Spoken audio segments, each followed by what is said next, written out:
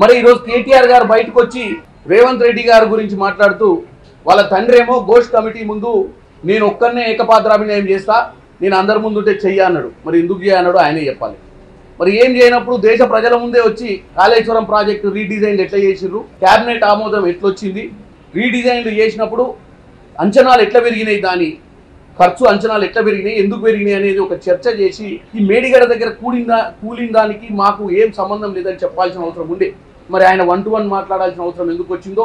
మరి కేటీఆర్ గారు వచ్చి మళ్ళీ అదే పిచ్చి మాటలు మాట్లాడుతుంది. ఆ 2-3 గుళ్ళని చాలా మంచి ప్రాజెక్ట్ కట్టిండు, మా నాయన కట్టిన ప్రాజెక్ట్ కనుక చైనాలో కట్టి ఉంటే అత్యున్నతమైన అవార్డు వచ్చేదట. అరే నాయన చైనాలో కట్టి ఉంటే, చైనాలో మీకు కమ్యూనిజం గురించి ఈయన తక్కువ సబ్జెక్ట్ ఉన్నట్టుంది. చైనాలో కనుక కేసీఆర్ గారు ఇదే ప్రాజెక్ట్ కట్టి ఉంటే కేసీఆర్ గారిని ఈరోజు ఉరి తీసేవాళ్ళు. ఈ స్కామ్ కనుక చైనాలో జరుగుంటే అవార్డు వచ్చేది పక్కన పెట్టు, 30,000 కోట్లు కావాల్సిన దానికి 1,00,000 చిల్లర కోట్లు దాని అంచనాలు పెంచి దాంట్లో మీ ఇష్టం ఉన్నట్టు నువ్వే డిజైన్లు గీసి, నువ్వే ఇంజనీర్ అయ్యి, నువ్వే మోక్షగుండ విశ్వేశ్వరయ్య అవతారం ఎత్తి నువ్వు ప్రాజెక్టుల డిజైన్లు గీస్తే ఈరోజు ప్రాజెక్ట్ కూలిపోయిన విషయం కనుక చైనాలో కనుక ఇట్లాంటి కమిషన్ వేస్తే 2 రోజులలో తీసుకొని ఊరేస్తారు.